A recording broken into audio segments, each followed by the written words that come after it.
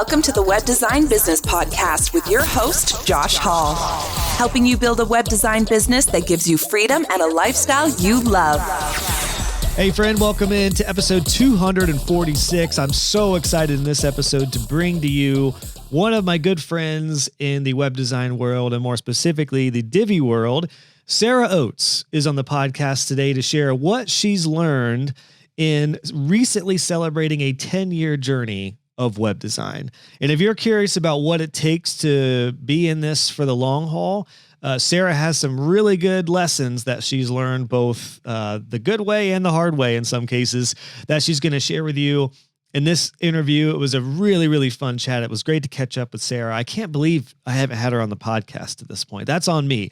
That is my bad. But I saw that she recently posted on her socials that she hit 10 years, and I was like, we got to dive into that. So I'm so glad she came on here, and we're going to bring her on shortly to share some lessons learned with you to make sure you build your business your way so that it's sustainable, that it gives you energy, and that you enjoy it. Because as you'll hear in this interview, Sarah has had a few different iterations of her business, and she's added and taken services away, which is really common. I also, just before we dive in, I want to tell you personally, it is okay to pivot and make iterations in your business, just like Sarah has done, because there's going to be seasons in your life where you need a service and you want to do a service, and then sometimes you got to take it away. I think Sarah's a really good example of that. You can check her out at indoor.com.au, and really great designer, really great mind for supporting clients. And as you'll hear, Sarah isn't one to want to grow a big agency and hustle and scale. She's a work from home mom.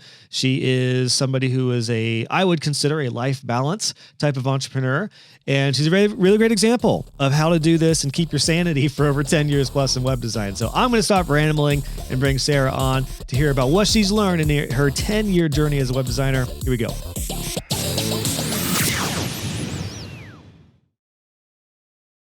Sarah, I cannot believe we haven't talked.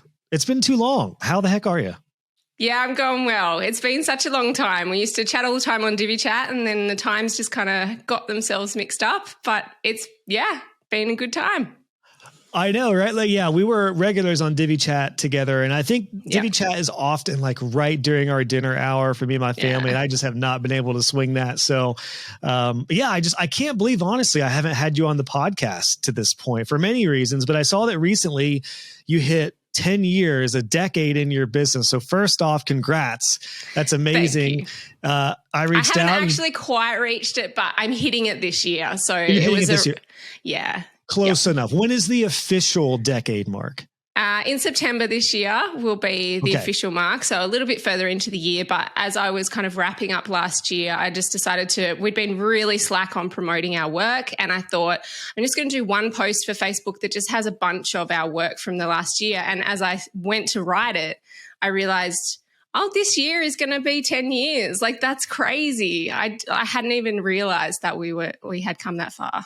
That's awesome. That's how it happens usually. I feel like the moment you just do some reflection on your business, it's like, oh, shoot. Like last year I was at 5 years for the spray, and I was like, oh, wow, how the heck? So 10 years comes quick as well. Well, that's close enough. Did you like start doing projects before the fall of, what was that, 2013? Or was that just when you officially started your business name? That was my first website for launch. And so I'd done training before it, and then I'd obviously been working on building it, and then we launched it in the September.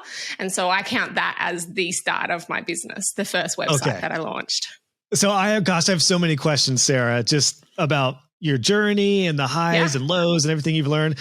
At the start though, was your brand name Indoor Web Studios back then, or were you doing freelance on the side? Like, what did the beginning look like for you? So the beginning for me looked like I had my second son. And so I know that sounds like a random place to start, but that's where it started. I had my second son and I had a year off work, and my son was a very good sleeper, which I understand is not always the way, but I had, sometimes 6 hours a day. Like, he would just do these chunk sleeps during the day, which was amazing. And the first time I had a child, I really felt like I needed to be me, and I felt like I lost me the first time around. So the second time around, I felt really intentional. I want to do something with this time. And so I thought I'd do some training. And so I spent that year while my son was sleeping, obviously not in the first little bit, but like, a few months in, I started to look at some training, and I went on to lynda.com, and I had been really interested in learning how to build websites. So my past is in graphic design. I haven't had formal training in graphic design, but in a previous job, that was my entire job, was graphic design. And so I was kind of self-trained. And then I just felt like I wanted to learn websites. So I did the HTML course, I did the CSS course, and I did a Bootstrap course. And so the very first website that I was going to build, I was going to do it all with Bootstrap and CSS and HTML. And I was just playing around, and I think I loved the idea of bringing design into like a techie kind of geeky thing. And so, yeah, I was going to do that. And then when I was talking to my friend who I had said, hey, would you let me build a website for you? I realized everybody needs to be able to edit their own content. And all they want is a website where they can edit their own content. And so I had to go back and do some more courses in WordPress. And so that was where I initially started. And I started as Endure Web Studios. The reason that I started as that, I didn't have a name. I really wasn't sure what to call it. I was trying around with all these like kind of cutesy names and like thinking about it, and I just couldn't come up with a name. But years and years before, my husband had purchased endure.com.au. You know, when domain names first came out, like I don't even know when it was. It must have been like the 90s boom or something. Yeah, I can't remember. We were married, and we got married in 2005. So it was after that. It might have been around 2009, something like that. He had bought endure.com.au because he wanted to start an ethical clothing brand. And so he thought about doing Endure as this idea of like this kind of skate brand that was ethical. And I think as he looked into it, he realized just how hard it was to do fair trade clothing, and that it was going to be harder than it was worth. And so he didn't go down the track, but he just kept renewing this domain name. And then I think after seeing me like look at all these names for ages, he ended up saying to me, would you like my domain name? And I was How about that? I had no idea the origin story.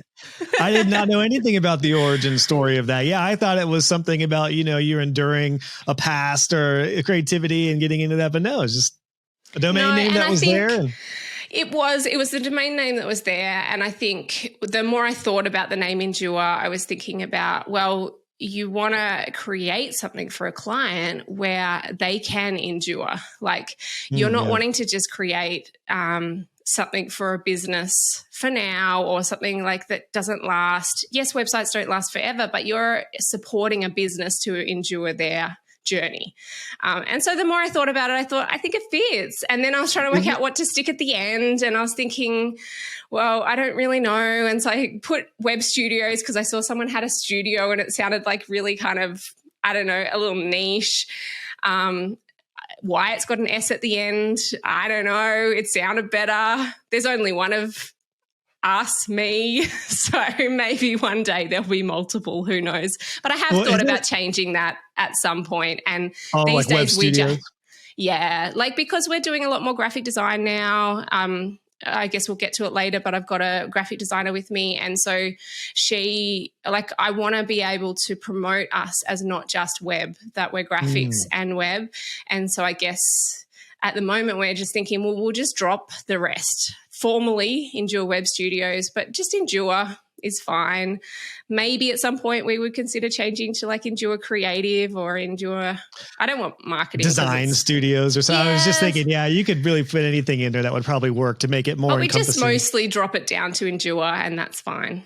Yeah. That's so funny. Isn't it great too when you find a name that you can add meaning onto later? Yeah. Like I found that with my business In Transit Studios, a lot of clients are like, how did you come up with that name? I'm like, same thing with you. I had so many notebooks of names. They were either all taken or the domain names were registered. And I was like, my band's third album was called In Transit. That's kind of cool. Yeah. In Transit wasn't taken, In Transit Studios wasn't taken. Similarly, so I was like, there it is. We're rolling with that. Yeah. And then it was like, I was like telling clients, because your business is in transition between crappy online presence to great online presence. They're like, wow, that's genius. I'm like, I know.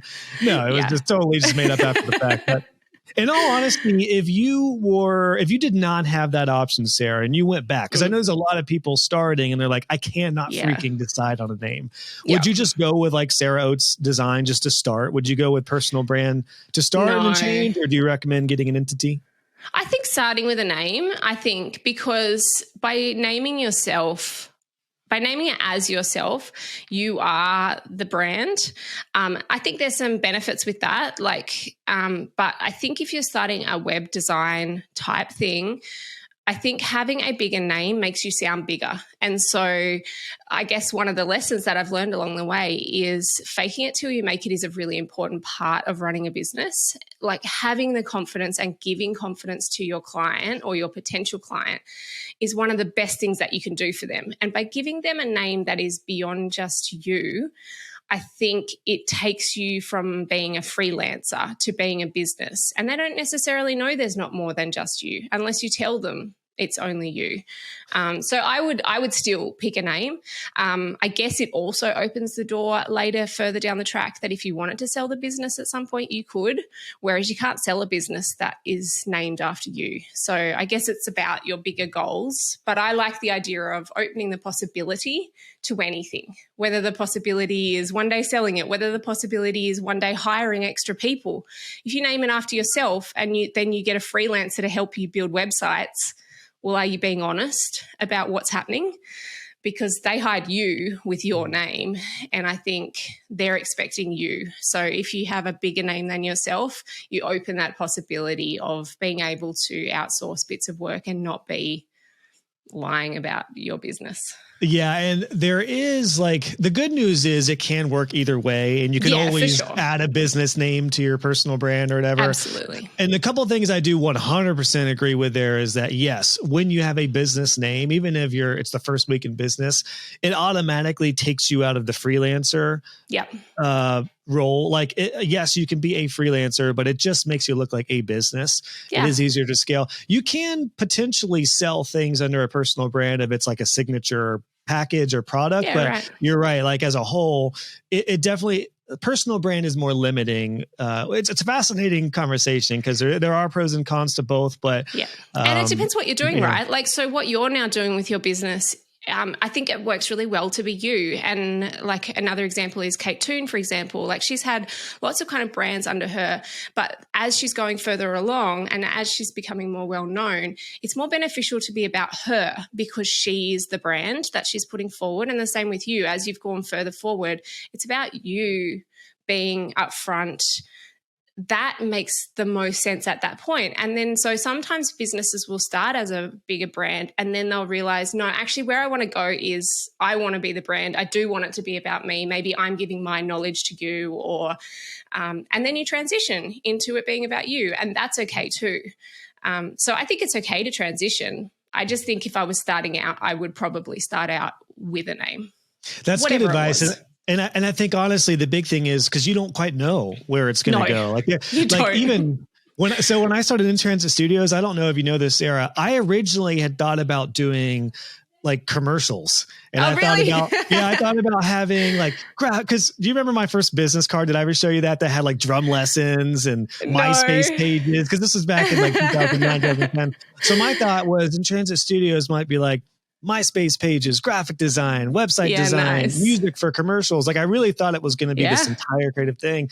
And then eventually, it was just web design. So a good lesson right up front that having a name that's a little more generalized can open the doors, although it's never too late. Now, honestly, going back, maybe I would have dropped the web right from the beginning. If I could go back again, maybe I would still take the Endure, but go that route of Endure Creative or Endure whatever with that open mind of, yes, I'm going to start with web, but let's not limit it to that. Let's open the possibility. You know what's cool too about that, Sarah? If you guys do rebrand, I feel like if you take web out and make it creative or something like that, it's I was going to say it's not that big of a deal because you still have Endure. I mean, that's what I know you as. A lot of people forget the second parts of most of my clients are in transit, something, Josh's company. So for you though, like what a great chance to do a new marketing push. If you do rebrand, you can let all your clients and all the socials and everyone know it's now Endure Creative because you're focusing on this and this and this and this. So that's kind of where we're at now a decade later. But in the beginning, you mentioned you were doing graphic design. One thing I meant to mention too, I don't know too many people who intentionally went into web design. It was usually a case of you being asked to like do a website design. Now, were you getting requests for web design before that? Or did you just I fully chose it. It was something I was really interested in. I think way back in the day. So I used to work for a nonprofit. I worked for a nonprofit for 10 years where, and I did a lot of graphic design for them, but then they needed a website at one point. And so I made it on Adobe. They had some real old, I can't even remember what it was called, but some ancient, and it was the most terrible website. Like the buttons, instead of using CSS, I made images and then told the images to do things. Was it Dreamweaver or was it like Shrub? Yeah, Dreamweaver. That's what I started with too. We had no resources, so I just kind of looked online and just figured out my way how to do it. So right back in the day, I'd just been interested. I've always been a little bit techie, like a little bit geeky. I kind of like technical things. I like working out how things work. And I love the visual side of it, but I think I just was interested in websites. And so then when I had this time, I knew I already had the design skill, not necessarily in websites, but I had a design ability. But I was really interested in the languages. I was really interested to learn HTML and CSS and all the way along, loving learning CSS because I just think that idea that I can decide I want this to look a particular way and then I can type in some code and it'll look the way I want it to look. That for me is fun and interesting and I enjoy that that side of being able to kind of manipulate things. So I chose websites because it was interesting. I think the thing about coding too, in particular, as much as I am not a code guy, I do love CSS. It's the quick wins that you get. I remember learning Dreamweaver and then I figured out what hover over states were. And the same thing. I literally made a button that was like an image and then I made a set of images. This was back in 2010, of course. So I had like a grungy splatter on the second hover over image. And when I put that in Dreamweaver and put it online and saw the hover over, I was like, oh, that is awesome. So the quick wins, I think in web design and any creative field are the thing that get you in. Whereas business growth, it's those generally take a little while unless you get your first paying client. So, and I don't know if many people who are starting a business because they want to start a business. So for me, I didn't start a business because I wanted to start a business. I started a business because I wanted to build websites and I had no formal training and I didn't think anyone would hire me. And so I started a business because I could build websites at nighttime while I went back to my job. So that first year I spent learning. So while Jono was asleep, I spent learning. And then towards the end of that year, I built my first website.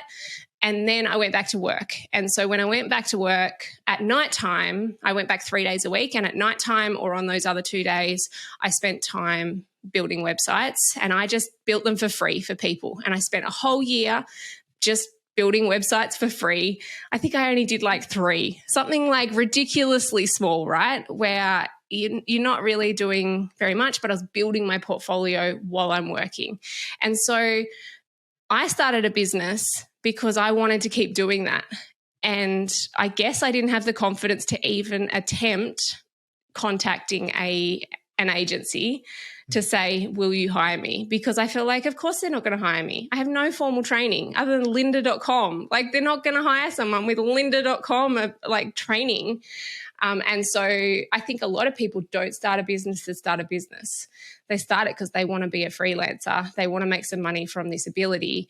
And that's what you have to do to make some money from that ability, unless you're going to go and get someone else to hire you. And I don't think many of us realize what it takes to run a business. And I think that's the big learning curve. Yeah, I love that we're hitting on this because I think most everyone that I know and oversee now as a coach are juggling the line between being a freelancer and working for other people and just taking jobs occasionally versus being a business owner. And being a business owner sounds scary, but you could do it on a very small scale. Basically, the equivalent to a freelancer business owner is a solopreneur. Very timely. I literally just today was thinking about these different quadrants that web designers typically go through. And I'm working on how to like flesh this out to help people identify like where you want to go. So for you, when did you want to like become a business owner and make indoor studio? I'll just call it indoor studios creative for now. Like when? That's a tricky question, right? Yeah. When did I want to start a business? Oh, I don't know if I ever wanted to start a business. Like, I don't know if I want to run a business, to be honest. Yeah, I guess the question would be like, when did it become? When did it become a business? So I spent that year building a portfolio, and that was an intentional step with the idea that I would one day quit my job. And so I guess it started right from the beginning, the idea that I knew that in order to be able to give people the confidence in me, I needed a portfolio. And so the way that I did that was I asked friends, hey, do you need a website? I can do it for you. Would you let me build a website for you? And then I think actually during that year, maybe I only built a couple for free, and then I built some massively discounted. So I think my initial price for a website was $1,600. And then I had friends and they're like, I just can't afford $1,600. And I was like, all right, I'll do it for $800. And so like I built these websites for like $800. But I was still learning, and they were willing for me to learn. And, you know, it was a win-win along the way. That was double what I started at. I started at 300. So did you? Yeah, that was my first site. I sold for 300. Yep.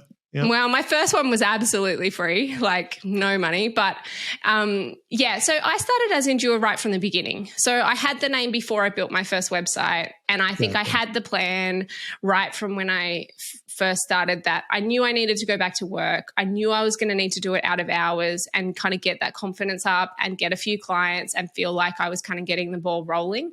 So all of that was done as Endure right from the beginning. But it was when I quit my job that I guess I felt like that's when it became for real.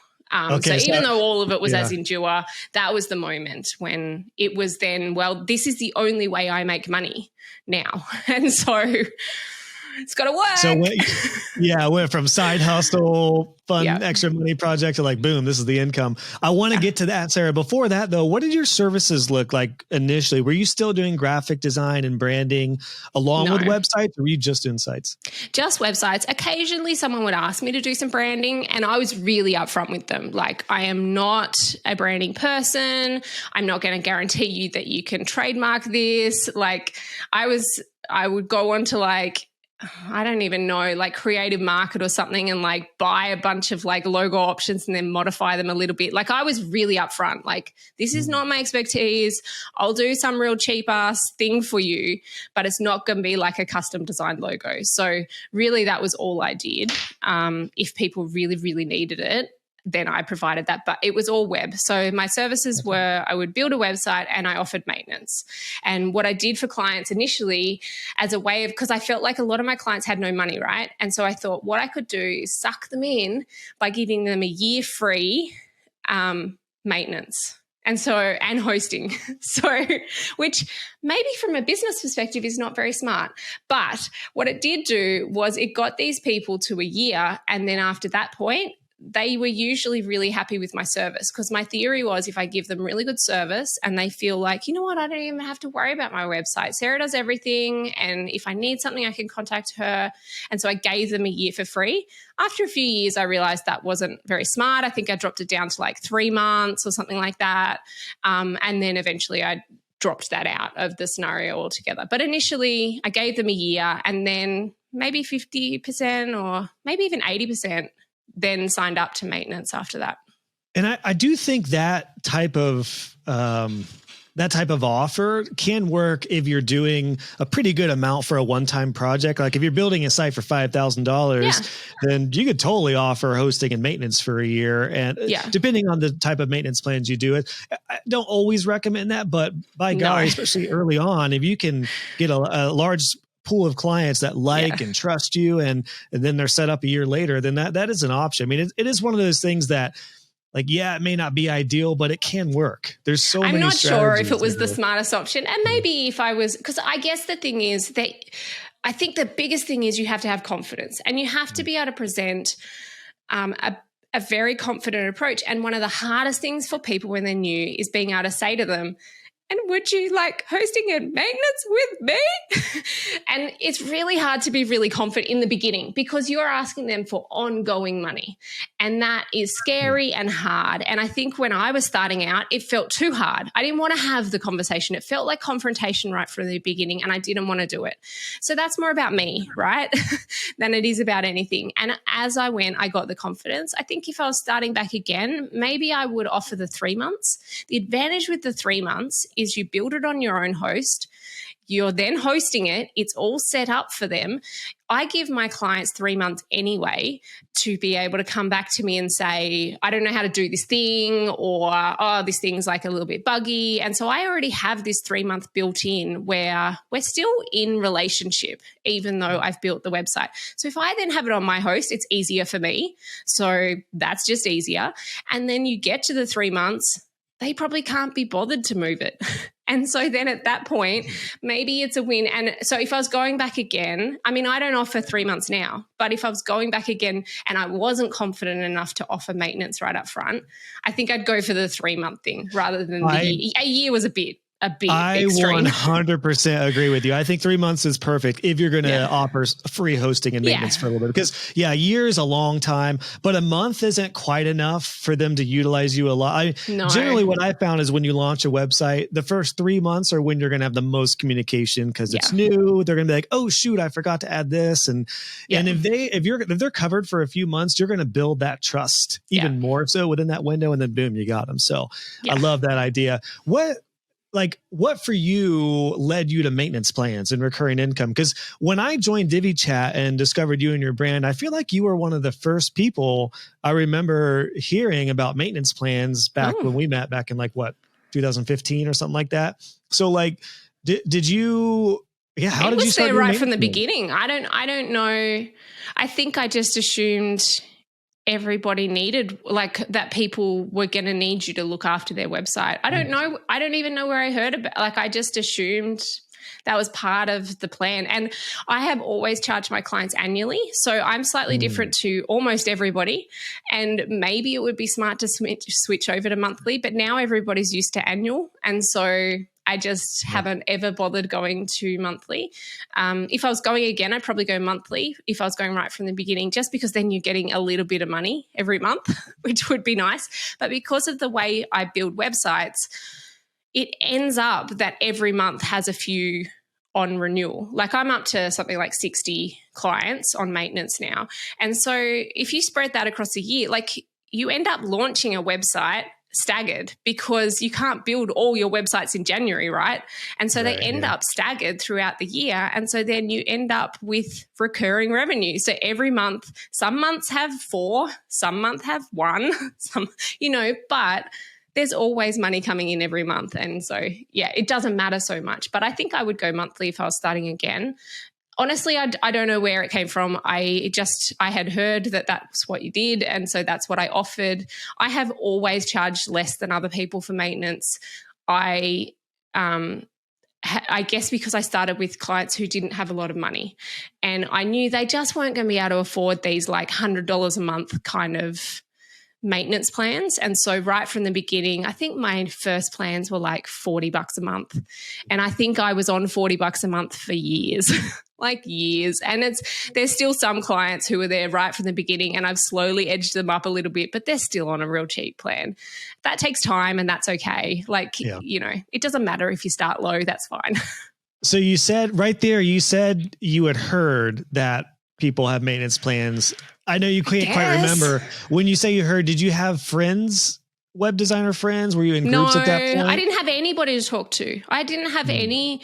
I don't even know. Honestly, I don't even know where any of it came from. I think I knew I wanted to build websites. I'm not sure where I heard it. It must have been a divine dream. Maybe it was in lynda.com. I don't know. Honestly, I have no idea where it came from. And I didn't have any networks. I didn't have any I didn't know anybody already doing it. I just kind of was making it up as I went.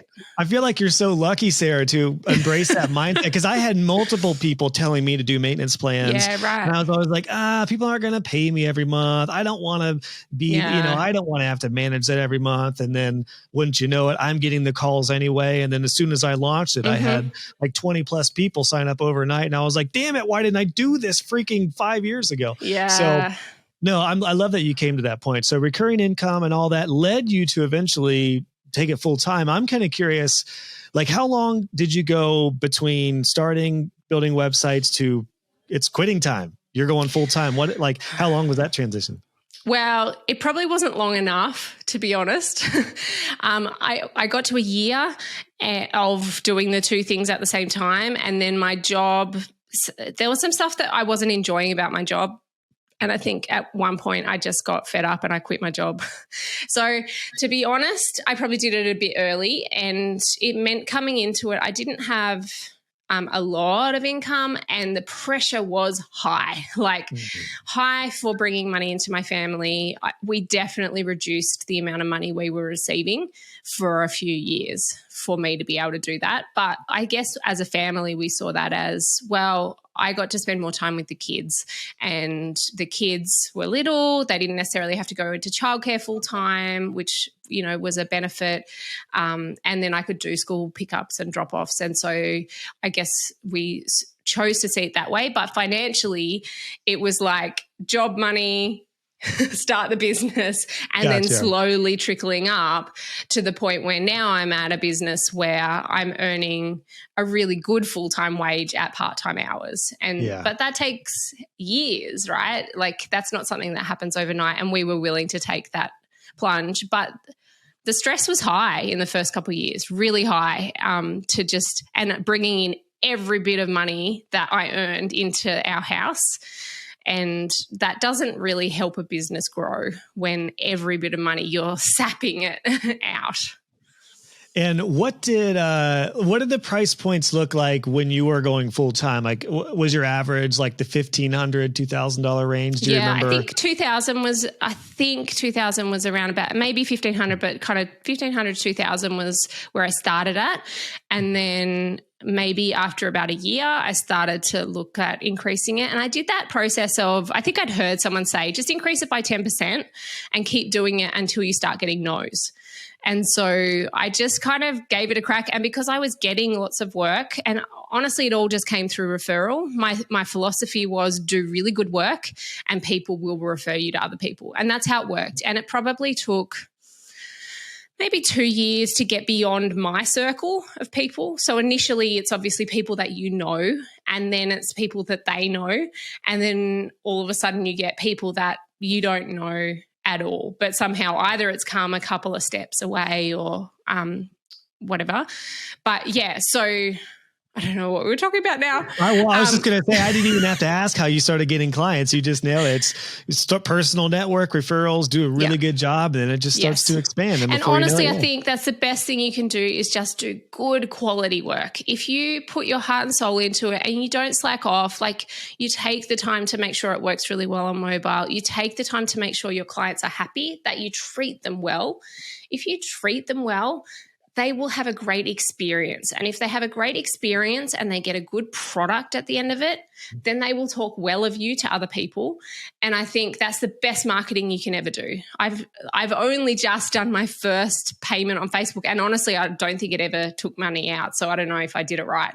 But I've never paid money for advertising. I have gone to a few networking things. I don't think I've ever got work out of a networking thing. Or maybe once I got work out of a networking thing. It's not where I get work.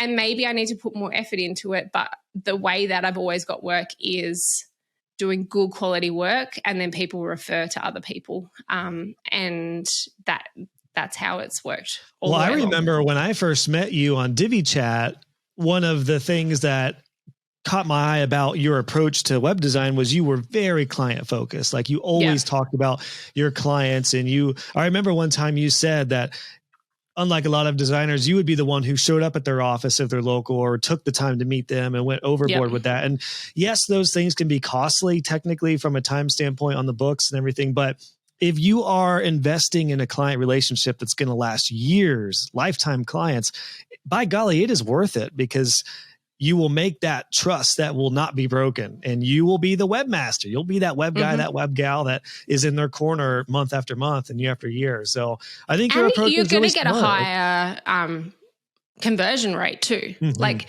meeting in person, and maybe it's about the person. Like if you're feeling really nervous and you're a bit hesitant, whether that's on Zoom or in person, it's going to be harder to convert. But if I meet with a person in person, I would say 90% of them convert, because if you meet with a person and you hear them and you share your knowledge, like I love telling people stuff in meetings that usually people want to keep private. I'm like, that's fine. I'll tell you whatever. That's fine. If you can meet with them and actually get to know them, you're more likely to convert that website. And when the price comes, they're not going to be as concerned about that. But I also think if you spend time on making the experience good for them, whether that's a good client relationship meeting in person or like along the way, just updating them, keeping them in touch with what's happening, not ghosting them. Like the amount of clients that say, my last one ghosted me, like don't ghost them, spend time with them, give them good quality training, then they're going to go away and just feel like that was amazing. They're happy to pay the price, right? And so you can up your prices, not through the quality of your work, but through the experience that you gave that person. And so suddenly they have a premium experience. They tell their friends, oh, I have this great web designer. She was so fabulous. Like she answers the phone. Like if I have any issues, she's always there. That person, they're not going to care that you're offering a website for $3,000 more than the other person, because their friend told them that they had this great time with this web designer. And so I think that's what allowed me to increase my prices as well. What a great segment that was, Sarah. That is beautiful. You sell the experience. You don't sell necessarily better code or better design. Those things are important, but the experience is the most important, because how many people do we know? We don't have to say names, but how many people do we know who've come in out of web design and they've been amazing coders, amazing craftsmen, but they're terrible at communication. And they don't provide a good experience, and then they're gone. They're out of the industry. So what a great sentiment, a quality experience all around that speaks volume. So it leads me to a question I was wondering about. A little bit ago, we were talking about price point. Do you feel like you got better clients through your processes and experience kind of stuff? Or like, do you think you got better clients that paid more? Or do you feel like you just got better as a designer and a business owner and charged more and got your current clients to elevate, what they were willing to invest in? I think I definitely got better clients. I think initially when you're starting out, you have to work with new businesses. You don't have to. I worked with new businesses. And the reason for that is the new businesses don't have money and they're willing to take a gamble on someone who doesn't know what they're doing. And so, they'll let you try and take 3 months to build a website, and they're willing to pay not very much money for kind of a half-assed quality product, and that's the way it goes. But then when that renewal comes, they're like, oh, I don't want to spend that money, it's too expensive. And so all of a sudden you're fighting with them. And I think I only have one of those clients left, and we've had our arguments along the way, and at one point she was going to leave and then she just never left. And I think it's because she realized she had it quite good. But I think those clients, they feel like they don't want to pay much money and they want all of the service, because they got all of the service from the beginning. They got the good quality experience for a really low price. And so over time, as you increase your rates, sure, some people are going to come and they're going to be like, that's too expensive for me. And that's okay. As you get more work, you're able to start saying, sorry, that's it, just our price. Initially, you don't feel like that. You are negotiating. You are kind of lowering your prices to get the client. And those clients are not the clients you want long run. Over time, you get a bit more confident. You start raising your prices. People keep saying yes. You feel more confident. Therefore, you can pitch at more complex jobs, you start doing better quality work, putting it on your portfolio, and people start seeing that and saying, well, that's what I want. And so all of a sudden, the people who are looking at your work are expecting a higher standard, and they understand that it's going to cost a little bit more. You start getting the clients who are 5 years into their business. They've already had the cheap ass crappy website. They're ready for the good website, and they understand stuff costs money. And so all of a sudden you can raise your prices really confidently, and then you're producing work for the 5 year in business. You promote that. Therefore, new businesses come who see that brand and go, oh, that's an okay brand. Like, if she did that website, I guess she'll do an okay job. And so I think it's one of those things, it builds momentum, and by sharing the work, you naturally encourage different clients to come to you. And so it's not that you go looking for the different clients, but by promoting your work, it slowly starts bumping up to a different level of client. And then you're busy and you can just say no to the people who clearly don't want to pay money for what you're worth. And that's okay. They can go work with someone else. Yeah. I love chatting with you, Sarah, because I don't even need to ask the question. I was going to ask you about how you found your confidence, but you just nailed it. Like that is such a beautiful, like you really shed light on that process of just doing good work and one step at a time, being more confident, raising your rates, refining your systems, and you'll get a better client. They know better clients. And the next thing you know, you're at a much more mature type of business. Now, I am curious, every business has highs and lows. Right now, you're at a place where you got 60 plus clients on your maintenance. You're at a more established place. Look at you, like your setup, your camera, your lighting. Like if you looked at both of us 5 years ago on Divvy Chat, our environment on video. I was in my different. lounge room. You were in your lounge room. Like we had crappy webcams, but like you are at a professional place now. What I'm curious about is if you'd be willing to share, like, I'm sure you must have had some low points or some bad stretches of business. What was maybe like one really low point that you went through? And then more importantly, how did you like get past that? I have been very fortunate along the way where I have never had no work. I think in Australia, December, January, well, mostly January is just shut down. Like people just don't work in January. And so if you don't have work coming into January, you're not going to get new work in January because no one is working. And so that can be a stressful time, I think. But we should say too, down there in Aussie land, that's not because it's the New Year, it's because it's summer there. Like that's right. We're recording this in January. I'm watching the Australian Open occasionally.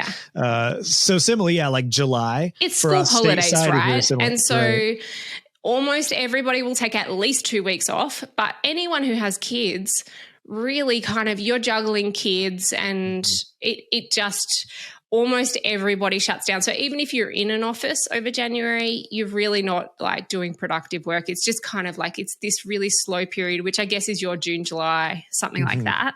Yep. So there's been a couple of those that have been really quiet. But the main thing that I've noticed is I will consistently have inquiries come in, not tons. I get good quality inquiries where they generally convert. I don't get tons of them. I don't have 30 inquiries every month. I get 3 inquiries a month, like not very many, which is a scary place to be, right? Because what if those 3 don't come in? And so most of the time I'll be booked up 2 months ahead and then just work kind of keeps coming in. It's probably not the best way to run a business, but it's the way that it's always been, and I'm fine with that. Yeah, at this point, a decade later, like, it's going to even out. Yes, and I remember it's okay. Work always comes in. It's going to be okay. But there have been a couple of occasions where those inquiries have just dropped off, and suddenly I've gone, well, I'm okay because I've got work for the next 2 months, but I start to get a little bit like, oh, crap, like now I've only got work for 1 month ahead. And then you come into that final month, oh no, like I don't have any inquiries. And generally it's happened maybe 3 times in my business. Almost every time it's because I stopped promoting my work, where I didn't update my website.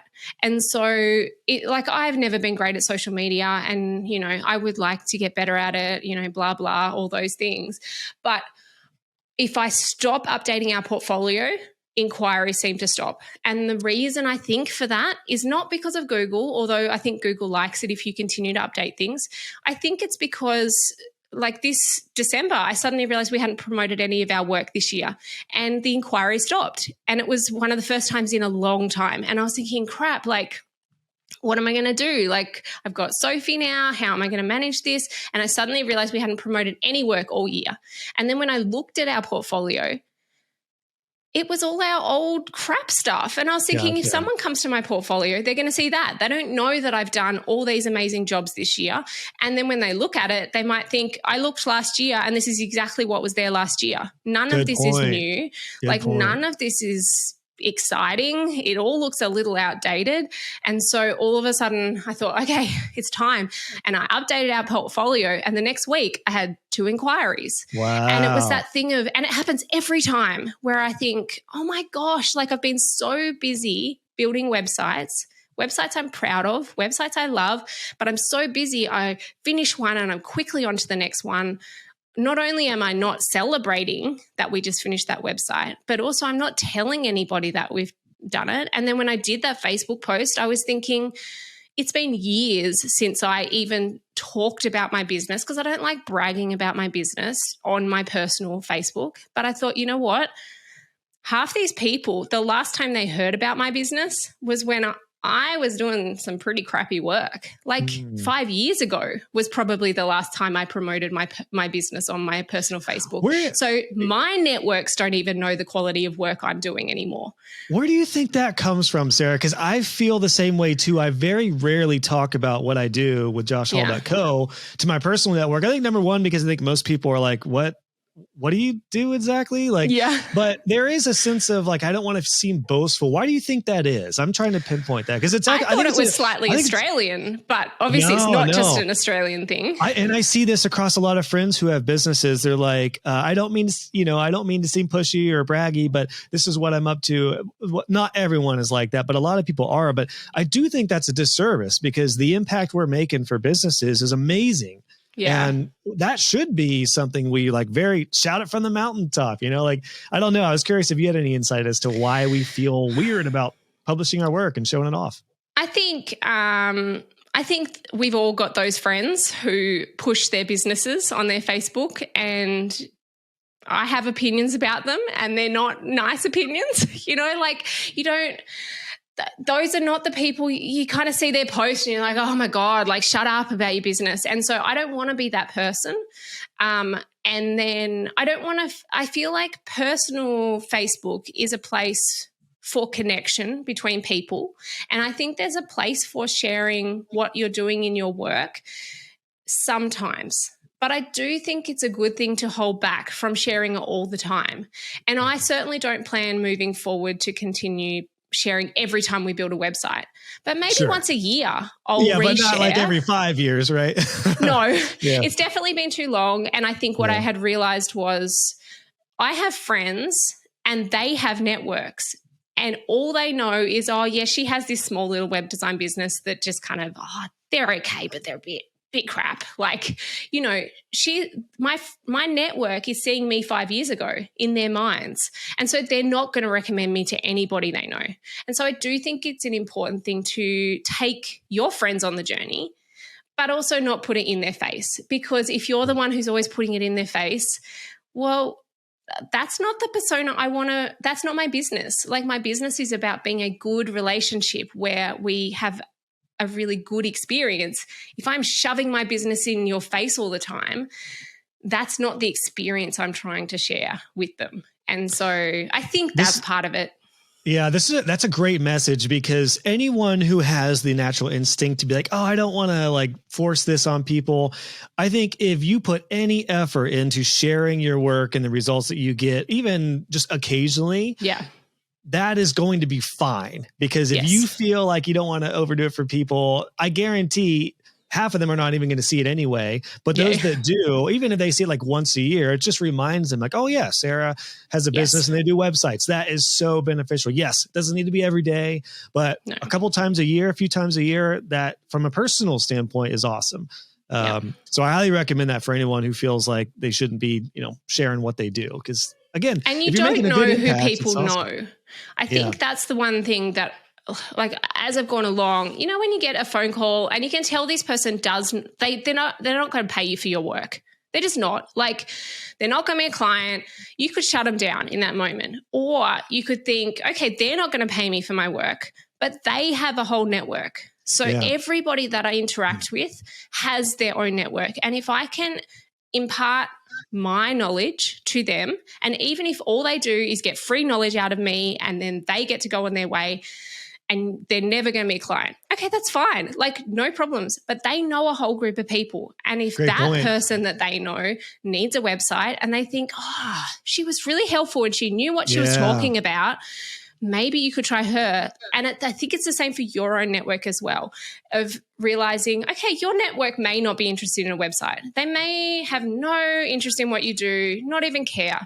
But if occasionally you're sharing, this is the quality of work that I'm doing, I'm really proud of it, I'm really excited, hey, yay, kind of thing. If you do that occasionally, yeah, sure, they may not want it, but they have a network of people, whether that's just someone they work with, like it's not even a good friend, but they know someone. I think always thinking about the second level of network beyond everybody that you interact with. That is networking 101, whether it's virtual or in person. Yes, it's not the people right there. It's the extended network, who they know. You know, like you may have posted that and then, you know, Aunt Jessie had a cousin who has a business who has a terrible website, and there was like, don't look at my website. And then suddenly they're like, oh my gosh, yeah, cousin Jessie, get him over here. So great reminder. And I would say if anyone is in that low period and that down period, that dry season, that is the time to say, like, good, put yourself out there and say, here's some recent work we did. Super proud of this project, even if it wasn't this month. So great reminder. And I'm kind of curious. Oh, by the way, I meant to say too, that's why we're talking right now. Like you're on the podcast because you posted on your personal Facebook saying that you're almost a decade in business. I'm like, oh my gosh, I've been meaning to get in touch with you for a long time, but it is one of those things where out of sight, out of mind. Yeah. Right. And it's a great, you know, it's like, oh, that sparked the interest to have this conversation. So that's how it plays out with getting clients. Yeah. Don't be out of sight, out of mind. Yes, you don't want to be knocking on people's door constantly, but I love that reminder. Now, I am curious to transition to where you are now. You have a partner, Sophie, in your business. You're doing more robust services, graphic design, branding. So opposite to how you started, now it's a little more full-fledged. It's like you and I took an opposite approach. Yeah. I ended up refining all of my branding and graphic design into just web design. You did the opposite. The really cool thing is it works both ways. Yeah. But for you, Sarah, like what made you want to expand it to these like more robust design type services along with websites? It's really about Sophie. So Sophie's not actually a business partner, but she is a freelancer. So I still am a freelancer. I think I'll be converting to a company in the next couple of years in terms of the Australian financial system. At some point, that's where it's going to lead to. But I'm a freelancer still technically, or a solopreneur or whatever. And then she is a freelancer who freelances for me. And so I think there was a time in my business, maybe 4 years in, where I realized I was procrastinating the most on the design. So I would get this website and then I would feel really inadequate and I would just procrastinate so much about doing the design. And then I realized if I had an actual designer do that, it would take all this pressure off me and I could do the bit I love, which is build the websites, and they could design and they feel confident with that. And so I tried a couple people, but Sophie started working with me. We just did one project at a time and it just continued to work really well. And so then I increased my prices. That year that I brought her on, the business made the same amount of money. So the business had been growing. I brought Sophie on and it plateaued for that year because I increased my rates, but I had to pay her, and it took until the following year that then it dramatically went up. And so it was like holding on for that year of realizing now money is going to somebody else. But then it was then our quality of work went up because her design quality was better than my design quality. And so the business could grow. But so I brought her on and that was great, but she had kids at home. She was happy with just like a little bit of work. And then her kids went to school. And I knew she needs more work because otherwise she's going to go get a job somewhere else and I'm going to lose her. And then I have to go find another designer. And I don't want to find another designer. I want to keep Sophie. And so that's when I thought, well, she needs more work. We can start actually promoting this stuff. And people have started asking us. So since she came on, we've done a number of brands for people, like branding, because her history is in that. She's really confident with it. She knows how to work with it. So we've done branding projects, and then we just decided, okay, let's start promoting that stuff. Let's hard go into that, partly because what I realized, web designers are okay at SEO. They work at SEO. It's hard to compete against web designers in SEO. It is, because we all know what we're doing. But graphic designers don't know SEO. They have no idea how to do SEO. So we can get in through SEO in graphic design, get them, and then convert them into a web design client. And so I realized this is kind of a great way in. Instead. The curtain is pulled back on this genius strategy. I never thought about it like that. So that could work for any type of creative industry that leads to web design. Yeah, absolutely. They're not the SEOers. Yeah, they're not. And so like looking around, I had realized, because we've been trying to compete on web design for ages, and it's just a hard market. Like, you are competing against people and some of the big guys that have money behind them, whereas graphic designers are often freelancers. They often have they've made their website themselves because they don't want to spend the money on it, and they don't know SEO. And so you've just got this option. Where are you based out again, Sarah, exactly? I'm in Canberra. So Canberra's the capital of Australia, but we're near Sydney, like 3 hours south of Sydney. I was wondering if you were closer to Sydney or Melbourne. Yeah. Okay, so yeah. So you're still targeting a large area like that's competitive from the web Honestly, design. we're targeting Canberra. Canberra is a big city. So it's not Sydney and Melbourne are like, the big parts of Australia. We're nowhere near as big as those, but it's like a really big country town. It's the kind of place where people like working with local people. And so in Canberra, I never intended my business to be Canberra focused, but it's that thing of people refer people and people like working with people that they've heard are good. And so all of a sudden you end up just working like within Canberra, not intentionally. Sometimes we get other bits and pieces here and there, but mostly we get Canberra because people refer to each other.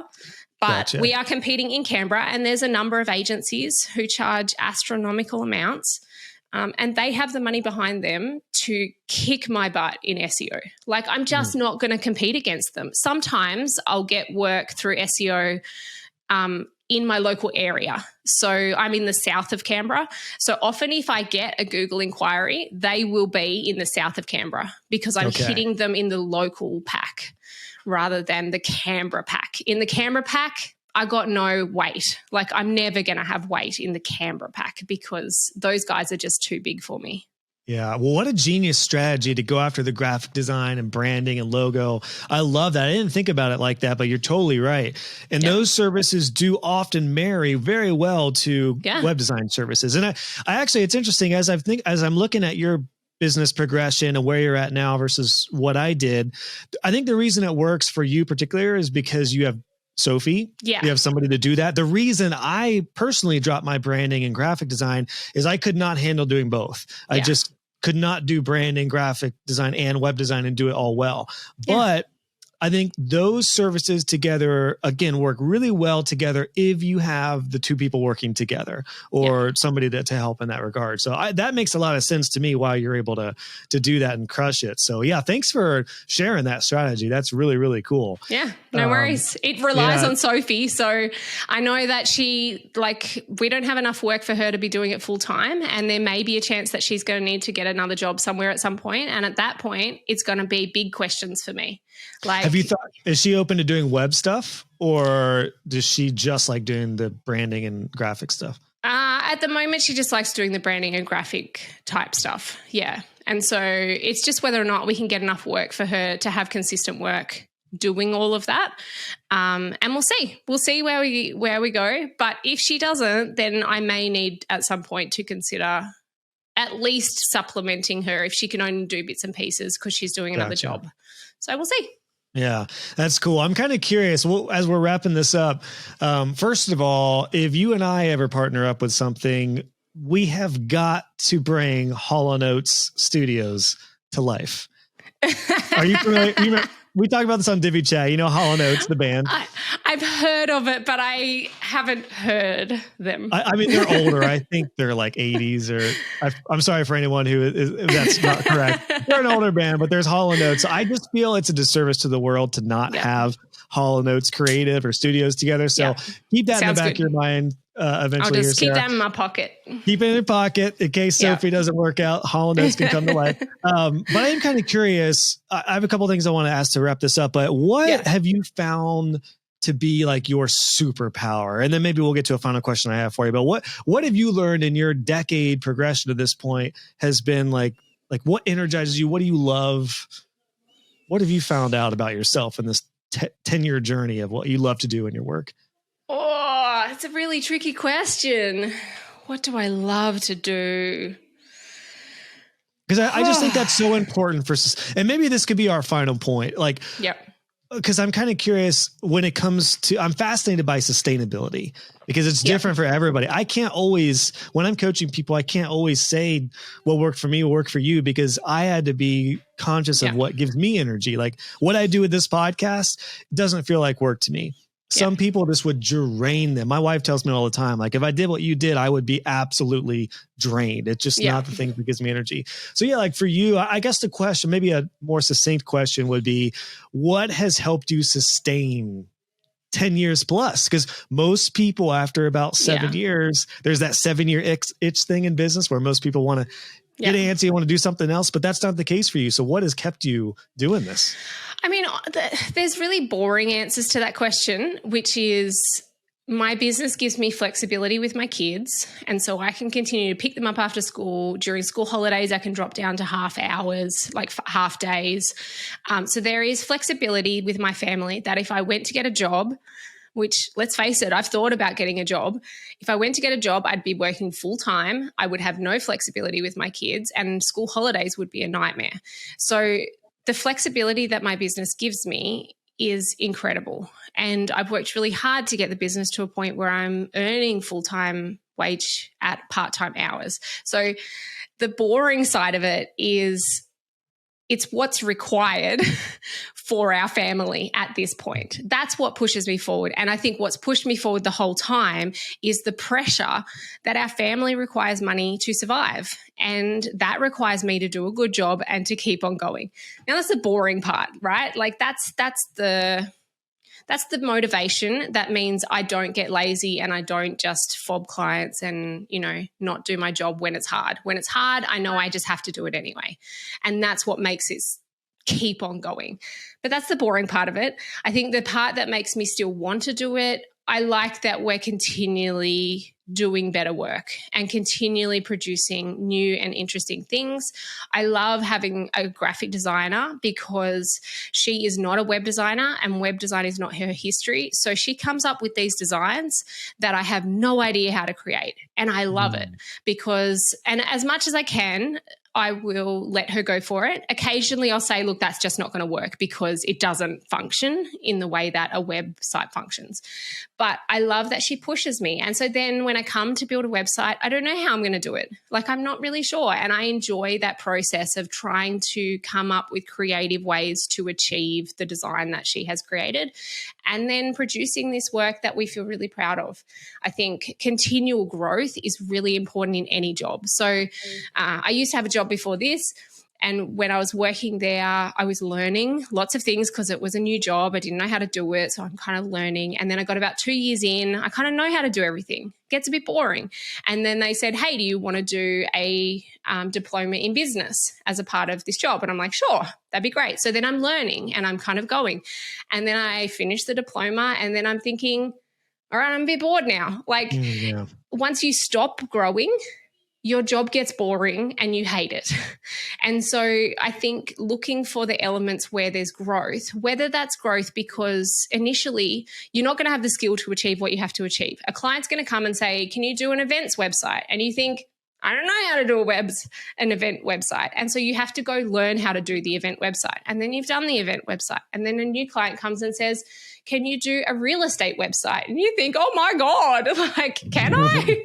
Yeah. And so you have to learn. And I think once you get to the point where you're not growing, you have to find other ways to be growing, whether that's growing in, okay, well, let's look at a little bit more about UX and like maybe kind of understand psychology behind websites. Or as long as you're continually growing, then it's going to feel interesting and not boring. And that's going to be the thing that can allow you to continue without feeling like I need to go do something else. Once you stop growing or once it stops being interesting, it's not going to work. But you can always be the one that's in control of that, because you can always go do a course or do an SEO thing or do a like whatever it is, something that pushes you to learn something new, or maybe go look for a client in a field of something you're interested in, because I love then that you have to learn it. Yeah, like grow instead of getting bored with your web design business and shutting it down and doing something new, like grow within the business. That's the beautiful thing about web design. It's never going to end, right?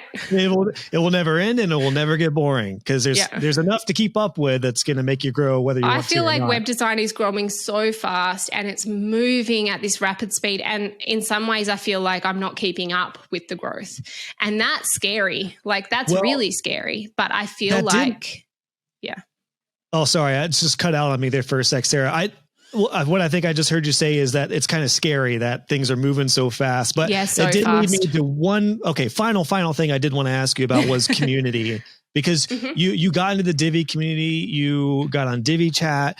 Yeah. I think you and I both learned the importance of being around like-minded web designers that will help build you up. Can you that honestly helps me feel less daunted by how fast things move, because in Facebook groups and premium groups, I have a membership now. There's Divi chat. There's all these resources. Even if you're not using Divi, there's so many other resources with other builders now too.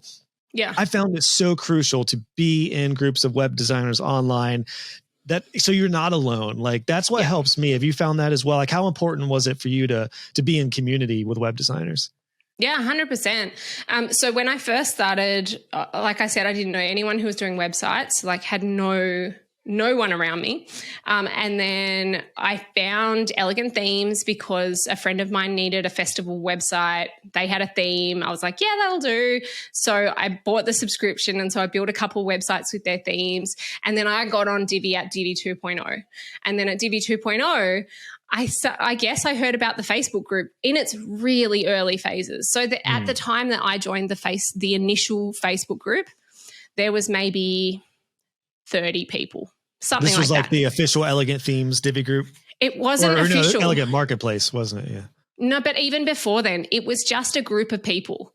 And I don't even know how I joined it. Like, I don't know how I heard about it. I can't even remember now. I guess it must have been promoted somewhere, or maybe I was looking for, I don't even know.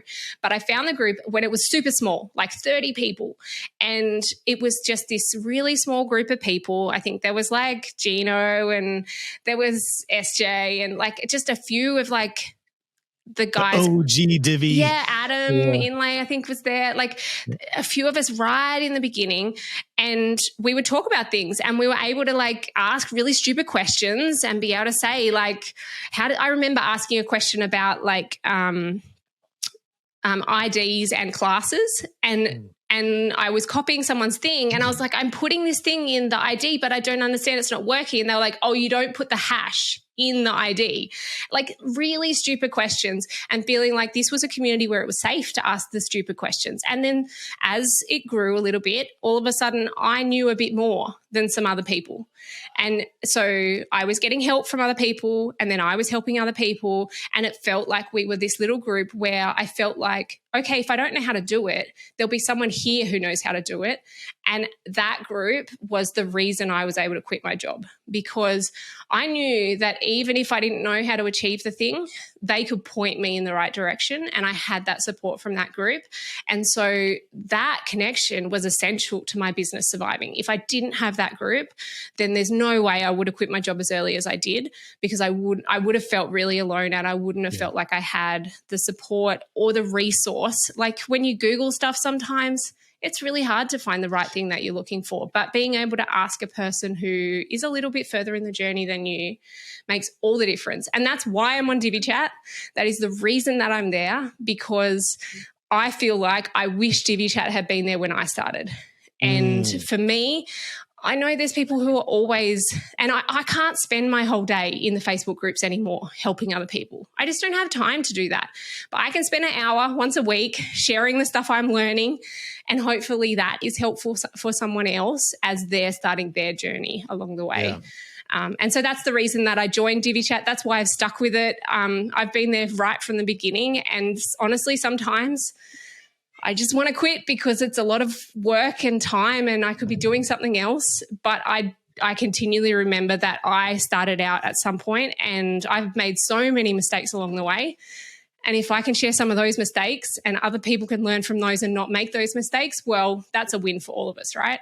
Yeah. Well, gosh, that's a great sentiment to the power of community and the importance. Like there's a reason. It's funny. I was going to take a picture of this here soon to put this on the socials for my stuff. And that is, I had a batch of bananas and one of them fell off and they were all sitting there and the lone banana died super fast and all the other ones stayed fine. And that was like the perfect analogy to the importance of community. Like if you go it alone, you will not last, or it's very unlikely that you're going to last, or you're not going to last long. So I love how the importance of the Divi community in both of our cases has helped us sustain. So yeah. What a great thought, Sarah. I promise I will dive back into DiviChat soon. Awesome. I'll tell all my littles, hold your horses. I'm going to do a DiviChat during dinner hour. We'll make it happen. So Sarah, this has been awesome. This has been a very, very fast hour plus. I have so many more questions. So we need to do a round two because I really look, it's awesome to see what you've done in your business, even in the time that I've known you, which is probably the 5-year range, 6-year range. I guess I probably came into your sphere about like halfway through your business. So I've seen it really mature. And like I said, your video setup is awesome now. You're a real inspiration for doing things like your way in business. So I think this chat is going to help a lot of people. So thank you so much for your time. Last thing, do you want where should people go? Your website, any particular social media that you'd like to send people to if they want to check out your site and your work? Yeah, sure. My website is endure.com.au. And so you can come and check out some of our recent work. We've actually got it on our portfolio. We've just started writing a blog. And so Sophie and I are going to take it in turns once a month, actually getting something out there. And so that's, that's our goal for this year. On social media, we are on Instagram and on Facebook, not super active, but we're going to try and get a bit more active. I'm going to do a few how-to videos on Instagram this year. So that's Endure Web. For the socials. Awesome. Well, we'll have those linked in the show notes. Sarah, thank you so much for your time. It will definitely not be this long before you're back on the show. Well, thanks for having me on. It's been lovely having a chat. All right, Sarah. Thanks. Talk soon. Bye. Hey friends, it's Josh here. I just wanted to mention a couple quick things before you head out. First off, if you've been enjoying the show, please consider leaving a podcast review.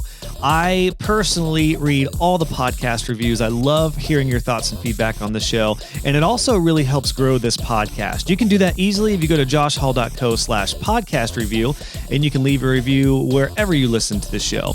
And then I also wanted to make sure you know that for all the extras on every one of these podcast episodes, you can go to joshhall.co/podcast. We have a post there for every episode, which includes full transcriptions, timestamps, and all the links and resources that we mentioned. So just go to joshhall.co/podcast for all the extra goodies. Thanks so much for tuning in, and I'll catch you on the next episode.